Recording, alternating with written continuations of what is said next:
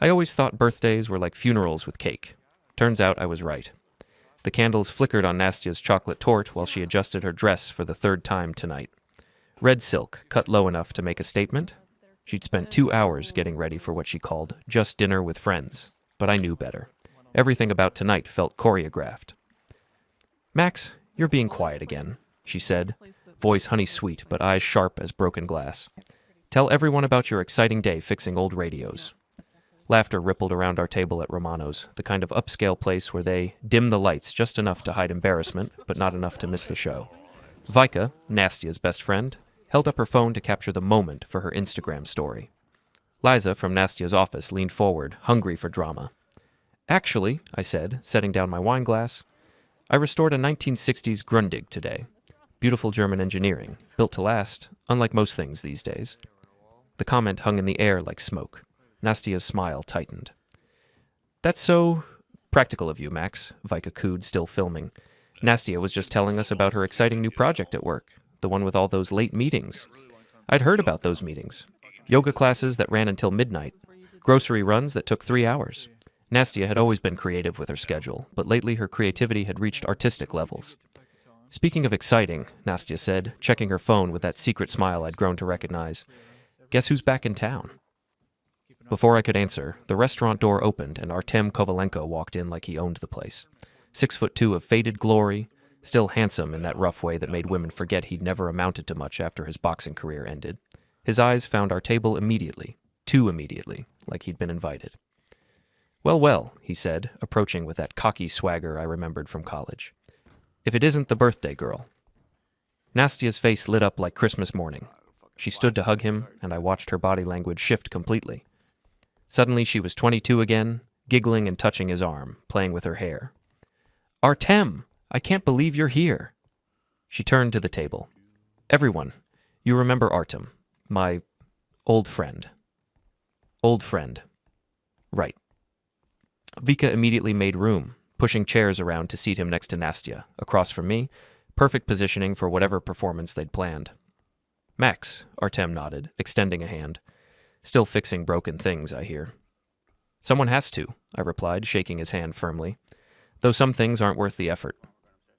Dinner continued with Artem dominating conversation, telling stories about his gym, his travels, his plans to really make something of himself this time. Nastia hung on every word while I ate my salmon and wondered when exactly I'd become the supporting character in my own life. The cake arrived with sparklers, 29 candles, though Nastia had been 29 for 3 years running. She made her wish with eyes closed, then opened them to look directly at Artem. "What did you wish for?" Vika asked, phone still recording. "Something I thought I'd lost forever," Nastia said softly. That's when she turned to me. The restaurant seemed to quiet around us, conversations fading to whispers. Even the kitchen noise dimmed.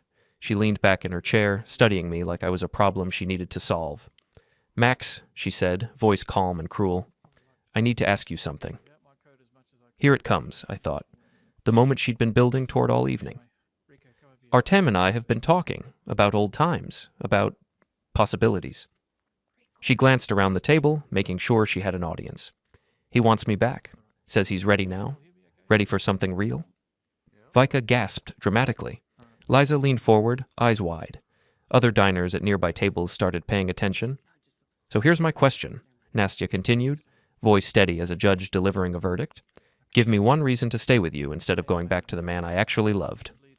The words hit like a physical blow, not because they hurt, I'd been expecting this for weeks, but because of how calculated they were, how public, how designed to humiliate. I stared at the candle flame until it blurred, feeling something inside me finally unclench. A knot I'd been carrying for months, maybe years, suddenly loosened. The desperate need to prove myself, to earn love that should have been freely given, just disappeared. I set down my fork carefully, wiped my mouth with a linen napkin, and looked up at her. "Can you give me one reason to stay with you?" The question hung in the air like a challenge. Nastia's mouth opened, then closed. She'd been expecting panic, bargaining, jealousy, anything but a question thrown back at her. "What?" she whispered. "You heard me." I reached for my wallet, pulled out enough cash to cover my half of the bill plus tip. If you need arguments to justify staying with someone, maybe you shouldn't be with them at all. I stood up slowly, deliberately. The restaurant had gone completely quiet now, like we were actors on a stage and everyone was waiting for the next line. "I won't beg," I said clearly, loud enough for everyone to hear. "If you believe your happiness is with him, go. I don't want to keep someone who talks about leaving like it's a hobby." Nastia's face went white, then red. "Max, you can't just—" "Happy birthday, Nastia." I placed the money on the table. "Enjoy your cake, and your choice." I walked toward the exit, passing Artem's chair. He was smirking, probably thinking he'd won something. I stopped beside him, leaned down, and whispered just loud enough for him to hear. "She's all yours now. Good luck with the maintenance costs." Then I walked out into the rain, leaving behind the shocked silence and the birthday song playing for someone else's celebration in the corner. Behind me, I heard Vika's voice. "Oh my God, did you get that? This is going to get so many views." My electronics repair shop had always been my sanctuary. Tucked between a laundromat and a used bookstore on Elm Street, it smelled like solder and old circuits, filled with the comfortable hum of devices being brought back to life. The morning after the birthday disaster, it felt more like a bunker. "Boss, you look like hell," Sashko said, looking up from the vintage television he was rewiring. My assistant was 25, skinny as a wire, with fingers that could fix anything electronic and a loyalty that ran deeper than family. "Rough night?" "You could say that." I hung my jacket on the hook behind the counter and surveyed the day's work orders.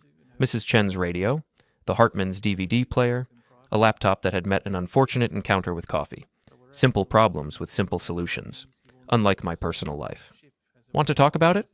Before I could answer, the bell above the door chimed and Zoya Petrov shuffled in. 70-something, sharp as a tack, and the unofficial neighborhood watch commander. She lived in the apartment next to mine and knew everyone's business better than they did.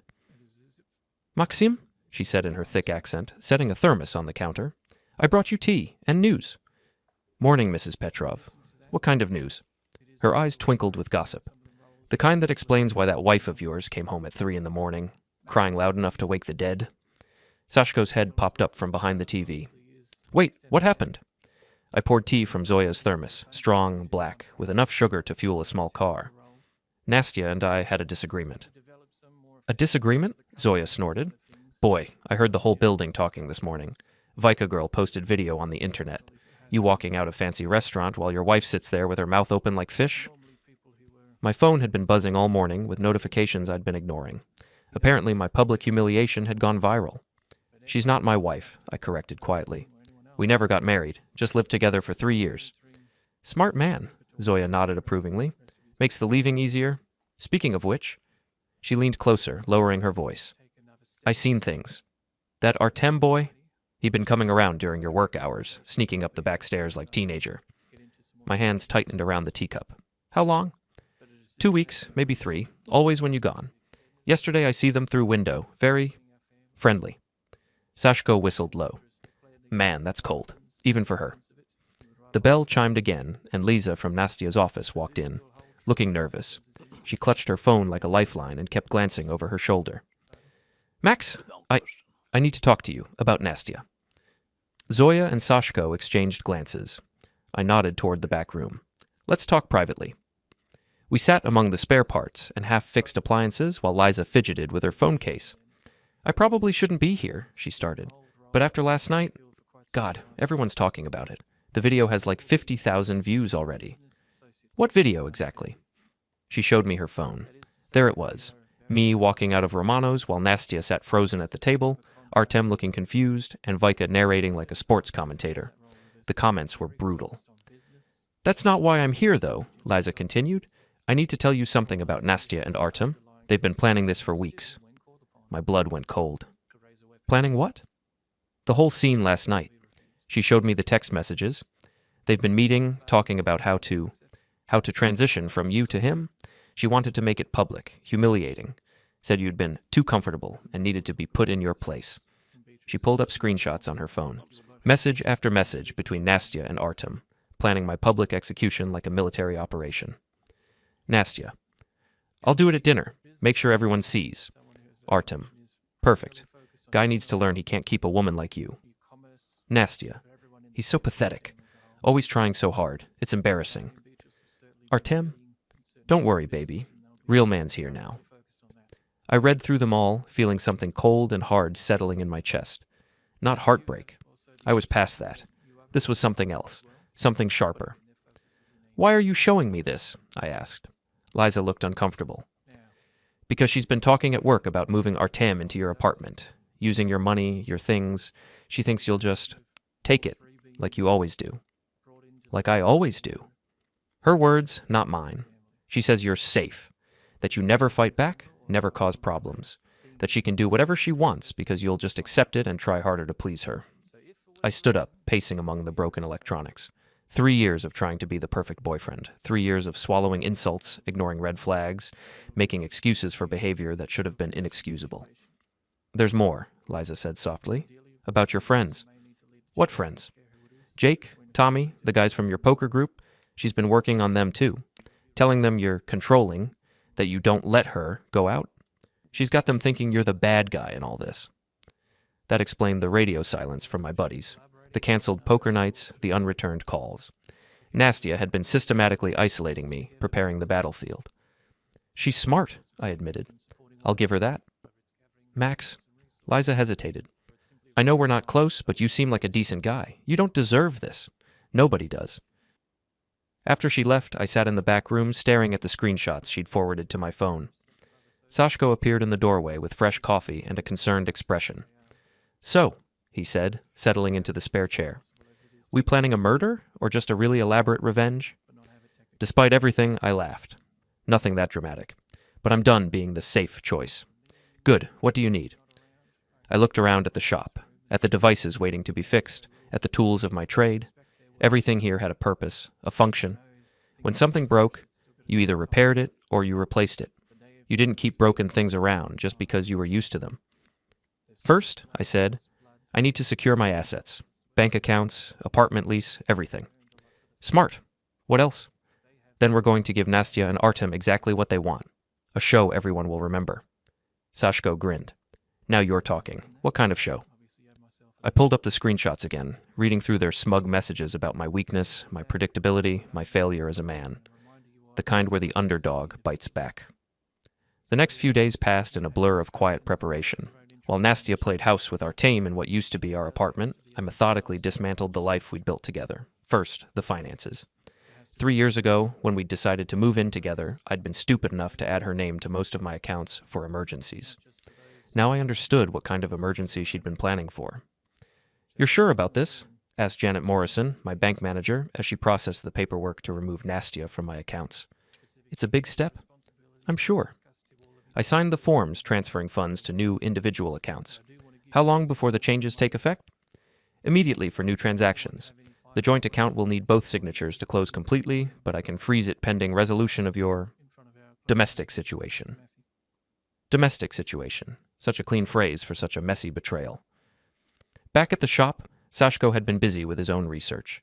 My assistant had skills that went beyond electronics repair, skills he'd developed during a misspent youth that had ended when I'd given him a legitimate job and a chance to go straight. "Okay, so here's what I found," he said, spreading printouts across the workbench. "Artem's gym is hemorrhaging money. 3 months behind on rent, equipment loans in default, creditors circling like vultures." "How bad?" "Bankruptcy bad. He's been living off credit cards and borrowed time. That fancy car, leased and about to be repossessed. The designer clothes, probably stolen or bought with money he doesn't have." I studied the financial documents Sashko had somehow acquired. "So he's not just stealing my girlfriend. He's planning to steal my life to pay for his failures." "Gets better. Remember how he's been bragging at his gym about upgrading to a better woman? Well, turns out he's been saying the same thing to 3 other women around town. Guys running a full-scale romance scam."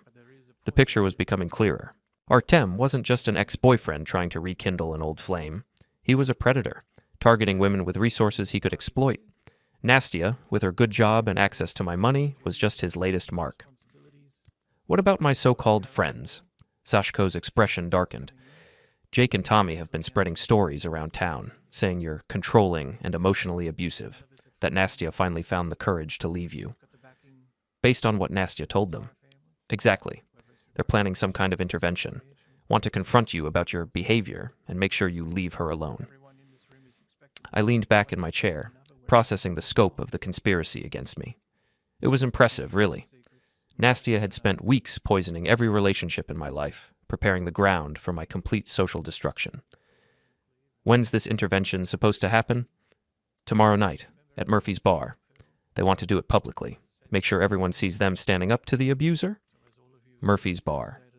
The place where I'd spent countless evenings with Jake and Tommy, playing pool, watching games, building what I'd thought was genuine friendship. Now they were planning to ambush me there, turn me into a pariah based on lies. Perfect, I said. Sashko looked confused. Perfect?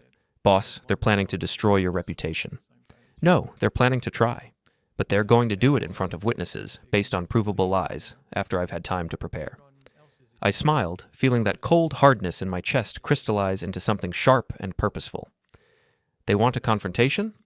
They'll get one. That evening, Zoya knocked on my door with another thermos of tea and more intelligence. Your girlfriend, she bring that boy to apartment again today, she reported. But this time, they have fight. Loud fight. She crying, he yelling about money. What kind of fight? She want him to move in permanent. He say yes, but first she need to get your name off lease, get access to bank accounts. When she say accounts already frozen, he get very angry. Call her stupid, useless. Say maybe he make mistake coming back. So the cracks were already showing. Artem had expected easy access to my resources, and Nastya had promised him something she couldn't deliver. What happened then? He leave, slamming door. She call after him, begging. Very sad, very desperate. Then she try to call you many times. You no answer, so she throw phone at wall. The next evening, Murphy's Bar buzzed with its usual Friday crowd. Locals nursing beers, darts thumping into cork, classic rock rumbling from the jukebox. I arrived early, claimed a booth in the back corner, and ordered a club soda. No alcohol tonight. I needed every edge sharp. Sashko sat 2 tables away, pretending to scroll his phone while keeping the door in view. We'd rehearsed this a dozen times. Timing, positioning, contingencies.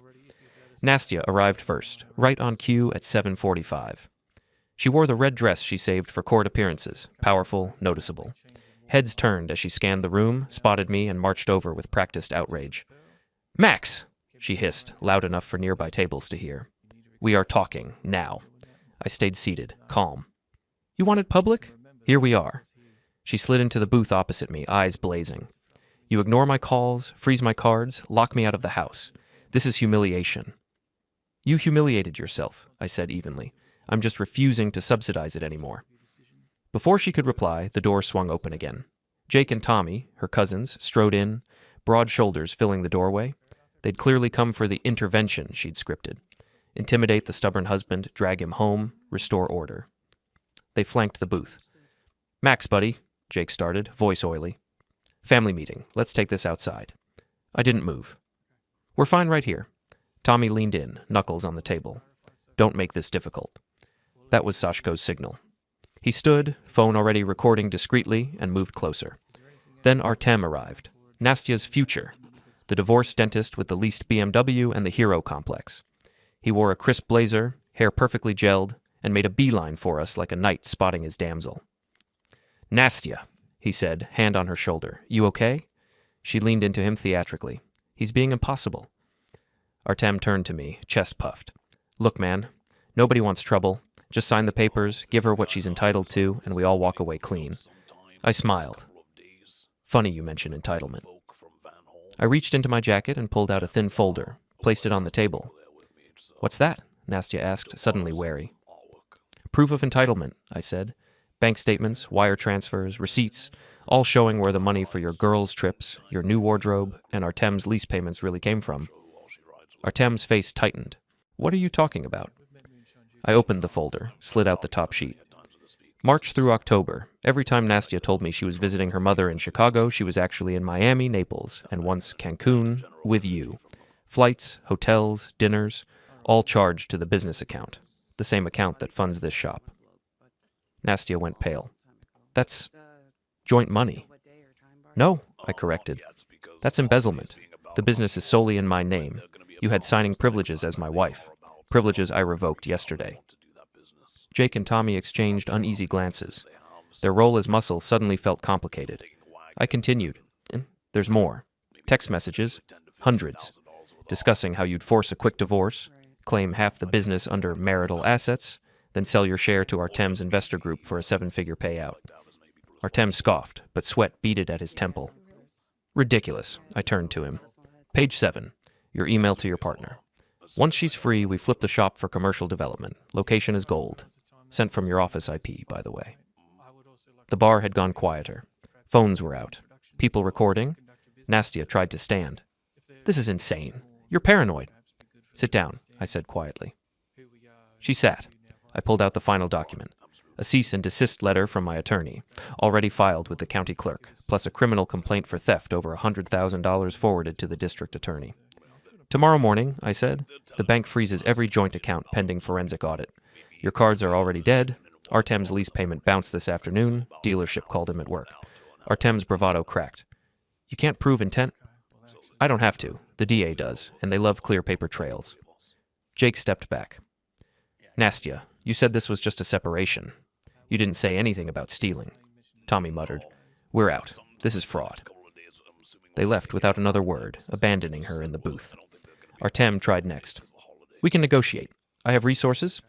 You have a leased BMW with 2 payments left before repossession, I said, and a wife who's about to learn about your future plans. I sent her the same folder this morning. His face drained of color.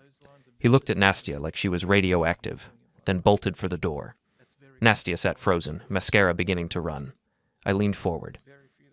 You wanted everyone to know what kind of man I am? Fine. Now they know what kind you are. I stood, addressed the room. Quiet enough for honesty, loud enough for truth.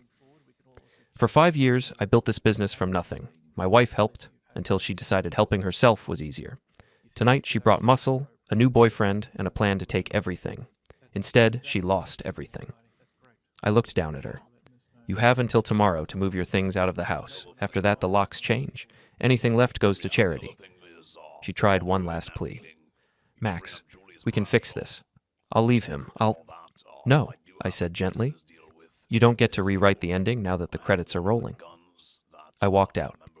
Outside, snow had started again. Light, cleansing flakes under the streetlights. Sashko joined me on the sidewalk. How'd it feel? He asked.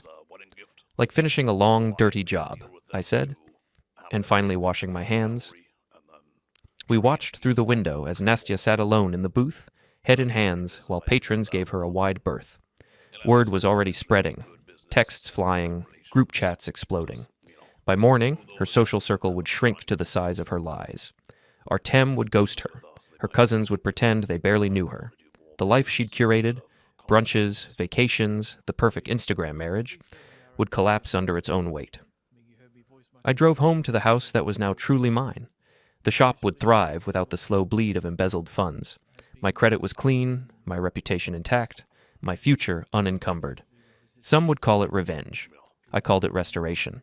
The snow kept falling, erasing footprints, quieting the world. Tomorrow, I'd open the shop early. There were engines waiting, honest problems to solve, customers who trusted me. Life, simple, hard-earned, mine, would go on. And for the first time in years, I looked forward to every day of it. Murphy's Bar on a Thursday night was exactly what you'd expect. Dim lighting, sticky floors, and the kind of crowd that minded their own business until someone gave them a reason not to. I arrived at 8:30, half an hour after Jake had texted me to meet up for a few beers and to talk. They were already there, of course. Jake and Tommy sat in a corner booth, nursing beers and wearing expressions of grim determination. At the bar, Nastya perched on a stool like she was holding court, with Artem beside her playing the protective boyfriend. Vika had claimed a table near the pool tables, phone ready to capture whatever drama was about to unfold. The setup was perfect, too perfect. They'd choreographed this as carefully as the birthday dinner, except this time they thought they held all the cards. I ordered a beer from Mickey, the bartender who'd been serving me for 3 years. He slid the bottle across the bar with a sympathetic look. Heard you've been having some trouble, Max, he said quietly. Nothing I can't handle. Good. Always liked you. You're decent people. Can't say the same for everyone in here tonight. I took my beer and walked over to Jake and Tommy's booth. They looked up with expressions of forced concern, like doctors about to deliver bad news. Max, Jake said, glad you came. We need to talk. So I gathered. I slid into the booth across from them. What's on your minds? Tommy cleared his throat. He'd always been the follower, letting Jake take the lead in everything from picking restaurants to choosing sides in arguments. We've been hearing things, Tommy started, about you and Nastya, about how you've been treating her. What kind of things? Jake leaned forward, trying to look authoritative. She told us everything, Max, about the controlling behavior, the emotional manipulation, how you made her feel trapped, isolated from her friends. I took a long drink of beer, letting them build their case. Around us, the bar's normal chatter had quieted. People were starting to pay attention. She said you threatened her when she tried to leave, Tommy continued, that you told her she'd never find anyone better, that you'd make sure everyone turned against her. Did she now? I kept my voice calm, almost bored. What else did she say? That you've been monitoring her phone, controlling her money, making her account for every minute she's away from you. Jake's voice was getting louder, more confident. That's not okay, man. That's abuse. The word hung in the air like an accusation. Several people at nearby tables had stopped their conversations entirely. At the bar, Nastya was watching with satisfaction, probably thinking her plan was working perfectly. So what exactly are you suggesting? I asked. We're suggesting you get help, Jake said. Therapy, anger management, whatever it takes. And in the meantime, you leave Nastya alone. Let her move on with her life. Move on with Artem, you mean? Tommy nodded earnestly. He's a good guy, Max. He's been helping her through this difficult time, being supportive in ways that you weren't. I finished my beer and set the bottle down carefully. Then I reached into my jacket pocket and pulled out my phone. That's interesting, I said, because I have a different version of events. I opened the screenshots Liza had sent me and placed the phone on the table where Jake and Tommy could see it. This is a text message from Nastya to Artem, dated 2 weeks ago, before our breakup. It says, and I quote, "Max is so pathetic, always trying so hard. It's embarrassing. Can't wait to be done with him." Jake frowned, leaning closer to read the screen. That could be fake. Could be. Here's another one. I swiped to the next screenshot. Artem to Nastya. Don't worry, baby. Real man's here now. We'll get you moved into his place and you can clean out his accounts before he knows what hit him. Tommy's face was starting to change as he read. Max, I don't understand. Here's my personal favorite. I showed them the message where Nastya detailed her plan to publicly humiliate me at the birthday dinner. She calls it putting me in my place and making sure everyone sees what a weak little man I really am. The color was draining from Jake's face. These can't be real. They're real. I can show you the metadata, the phone records, whatever you need. But here's the thing, guys. I leaned back in the booth, speaking loud enough for half the bar to hear.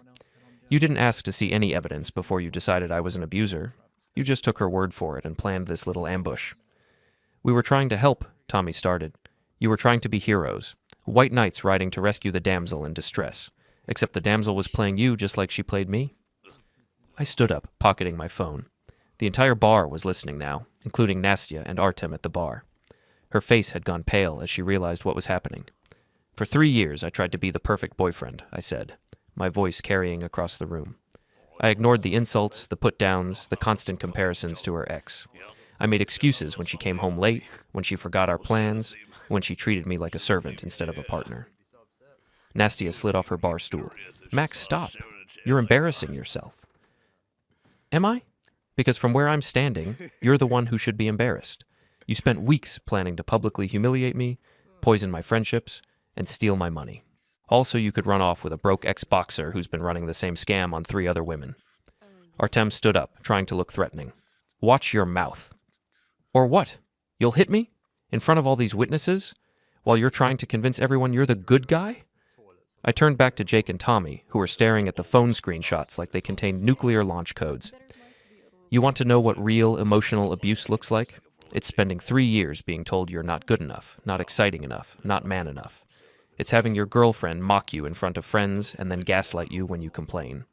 It's being systematically isolated and manipulated by someone who sees you as a resource to be exploited. Jake looked up from the phone, shame written across his face. Max, we didn't know. You didn't want to know. It was easier to believe I was the villain because that made you the heroes. But there are no heroes in this story, just people making choices and living with the consequences. I walked over to where Nastya and Artem were standing. She was clutching his arm like an anchor, but he was looking around the room nervously, probably calculating his chances of escaping without further damage to his reputation. You wanted one reason to stay with me instead of going back to him, I said to Nastya. Here's one reason I'm glad you didn't, because now I know exactly what kind of person you are, and what kind of person I don't want to be. She opened her mouth to respond, but I was already walking toward the exit. Behind me, I heard Vika's voice. "Oh my God, this is even better than the birthday video." Outside in the parking lot, the cool night air felt like freedom. My phone was already buzzing with notifications, probably the video of tonight's confrontation starting to spread across social media. But for the first time in months, I didn't care what people were saying about me online. I'd told the truth, in front of witnesses, with evidence to back it up. Whatever happened next, at least I'd finally stopped being the victim of someone else's story. I was halfway to my car when I heard footsteps behind me. "Max, wait!" I turned to see Jake jogging across the parking lot, looking stricken. "I'm sorry," he said when he reached me. "We fucked up. We should have talked to you first, gotten your side of the story." "Yes, you should have." Can we fix this? Make it right somehow?" I looked back at Murphy's bar, where through the windows I could see Nastya and Artem in heated conversation, while Tommy stared at my phone like it contained the secrets of the universe. "Maybe," I said, "but not tonight. Tonight, I'm going home to my empty apartment to enjoy the sound of silence." "What about Nastya and Artem?" I smiled, feeling lighter than I had in years. "What about them? They wanted each other so badly, now they can figure out how to make it work without my money, my apartment, or my patience. And if they try to cause more trouble, then they'll learn that the quiet guy who fixes radios for a living might have a few surprises left." I got in my car and drove home through the empty streets, already planning my next move.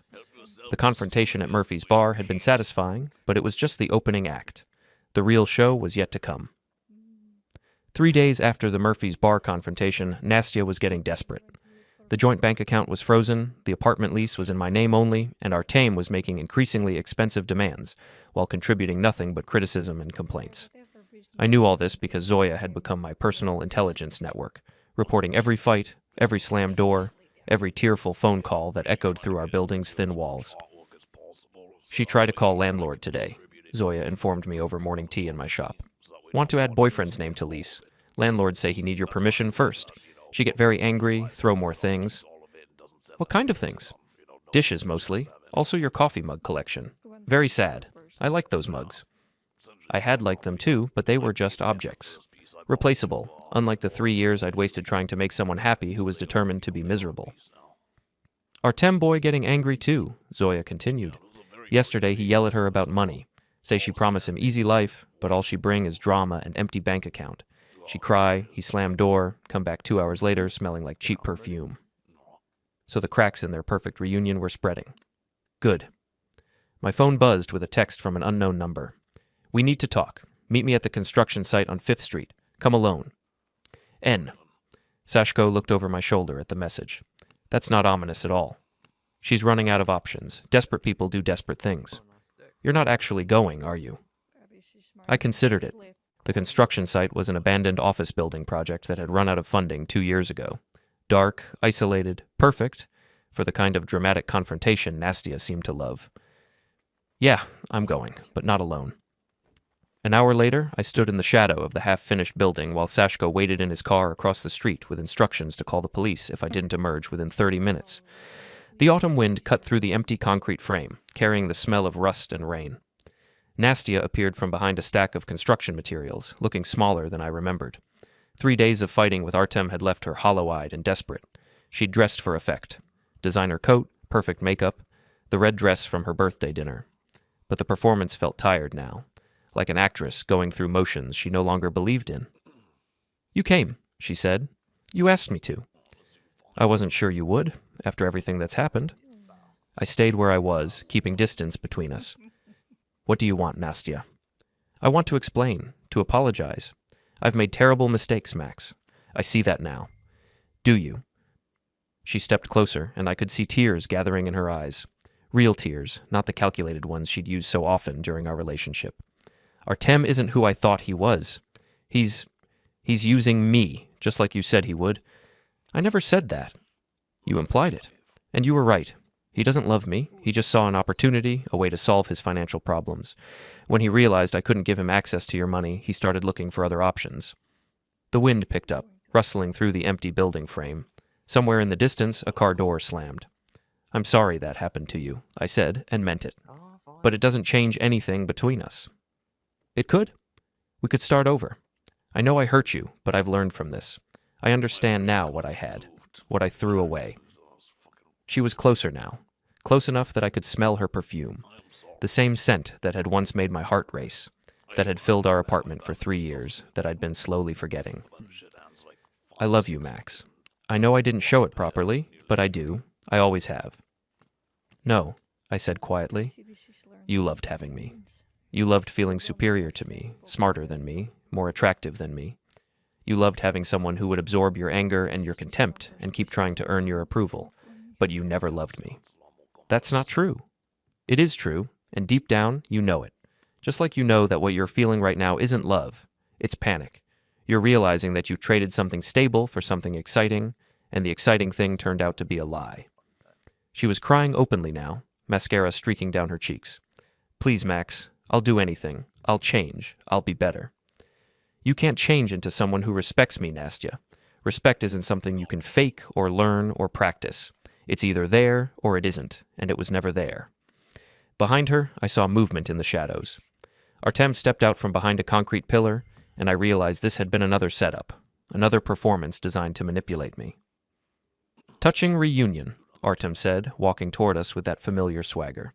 But I think we need to discuss some practical matters. Such as? Such as the fact that you've been harassing my girlfriend, freezing her out of accounts she has legal access to, making her life difficult out of spite. I almost laughed. Legal access? We were never married. Those were my accounts that I stupidly added her name to. I had every right to remove her. Maybe, but you don't have the right to destroy her reputation, spread lies about her, turn her friends against her. I didn't spread any lies. I showed people the truth. Your text messages, remember? The ones where you two planned to humiliate me and steal my money? Artem's face darkened. He was bigger than me, stronger, probably faster. But he was also desperate, which made him predictable. You think you're so smart, he said. But you're just a weak little man who fixes broken radios. You never deserved a woman like Nastya. You're right, I said. I didn't deserve to be lied to, cheated on, and publicly humiliated. Nobody deserves that. He stepped closer, hands clenching into fists. You cost me everything. My reputation, my business relationships, my future with her. Someone needs to pay for that. Someone already has. You did. You made choices, and now you're living with the consequences. That's when he swung at me. I'd been expecting it, had seen the tension building in his shoulders, the shift in his stance. I stepped back and to the left, letting his fist pass harmlessly by my face. He stumbled forward, off balance, and I helped him along with a gentle push that sent him sprawling into a pile of construction debris. Max! Nastya screamed. Stop it! I'm not doing anything, I said calmly. Your boyfriend is having a tantrum. Artem struggled to his feet, concrete dust covering his expensive jacket. His face was red with rage and embarrassment. You think this is over? He snarled. You think you can just walk away from this? Actually, yes, that's exactly what I think. I turned to leave, but Nastya grabbed my arm. Wait, please. Just listen to me for one more minute. I looked down at her hand on my sleeve, then up at her face. She was beautiful, I realized. Even crying, even desperate, even revealed as everything I'd suspected she was. She was still beautiful. And for just a moment, I felt an echo of what I'd once felt for her. Then I remembered the birthday dinner, the public humiliation, the systematic destruction of my friendships, the 3 years of small cruelties and casual contempt. I listened to you for 3 years, I said, gently removing her hand from my arm. I'm done listening. I walked away from both of them, toward the street where Sashko was waiting. Behind me, I heard Nastya calling my name, then Artem cursing, then the sound of them turning on each other as their desperation finally boiled over. By the time I reached the car, they were screaming at each other in the shadow of the abandoned building, 2 people who had destroyed something good in pursuit of something that had never existed. How'd it go? Sashko asked as I got in the passenger seat. Exactly as expected. They wanted one last chance to manipulate me. Instead, they got to see who they really are when the masks come off. And how do you feel about that? I thought about it as we drove through the city streets, past the restaurant where it had all started, past Murphy's bar where I'd finally found my voice, past all the places where I'd been someone else, someone smaller, someone who accepted less than he deserved. Free, I said finally. I feel free. The bell above my shop door chimed, and I looked up from the vintage radio I was restoring to see a familiar face. Not Nastya, I hadn't seen her in months, but Kenya, the woman who'd been buying coffee at the shop next door for the past 6 weeks. Hi, she said, holding up a tablet with a cracked screen. I know you usually work on older electronics, but I was hoping... I can fix that, I said, taking the tablet and examining the damage. Probably have it ready by tomorrow. Perfect. I'm Kenya, by the way. I don't think I ever properly introduced myself. Max. And yes, you did. 3 weeks ago when you brought in your grandmother's clock radio. She laughed, a sound like wind chimes. Right. I'm usually better with names. Must be the stress from the new job. We talked while I filled out the repair order. She was a teacher, recently moved to town, still learning her way around. Divorced, like me, though my divorce had been from someone I'd never actually married. She had a sense of humor that didn't come at anyone else's expense, and a smile that seemed genuine. So, she said as I handed her the receipt, there's a new restaurant that opened downtown, Italian place. I was thinking of trying it this weekend, but eating alone at a fancy restaurant feels a little sad. Are you asking me out? I'm asking if you'd like to have dinner with someone who won't spend the evening comparing you to her ex or making you feel like you need to audition for the privilege of her company. I looked at her for a long moment, this woman who'd been brightening my days without even trying, who laughed at my jokes without making them feel like charity, who seemed to like me without needing me to be someone else.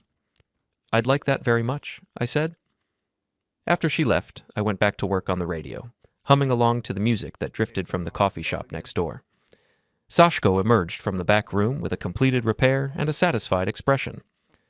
Was that the teacher lady asking you out? Maybe. Good. You've been alone long enough. Time to remember what it's like to be with someone who actually likes you. Through the window, I could see Kenia walking down the street, stopping to pet a dog, smiling at a street musician, moving through the world like someone who found joy in small moments. The opposite of Nastya in every way that mattered. My phone buzzed with a notification. Someone had tagged me in a social media post. Against my better judgment, I opened it. It was Vika posting a picture from what looked like a wedding. Not her wedding. She was just a guest, documenting someone else's happiness with her usual theatrical flair. But in the background, barely visible, I could see two familiar figures, Nastya and Artem, sitting at a table in the corner, looking like they'd rather be anywhere else. She was thin, too thin, wearing a dress that had seen better days. He was checking his phone instead of talking to her, his face set in lines of permanent dissatisfaction. The caption read, Love wins, so happy for the bride and groom. Schofker blessed, Wurschenpaar love happiness. But the real story was in that corner table, in the space between two people who'd burned down everything good in their lives, chasing something that had never been real. I closed the app and put my phone away. That was someone else's story now, someone else's unhappiness. I had work to do, a dinner date to look forward to, and a life to build with someone who understood that love wasn't supposed to be a competition. The radio crackled to life under my hands, filling the shop with music from another era. Outside, the sun was setting over a city full of possibilities, and for the first time in years, I was excited to see what tomorrow would bring. Kenia had asked for one reason to have dinner with her. I could think of 100 reasons to say yes.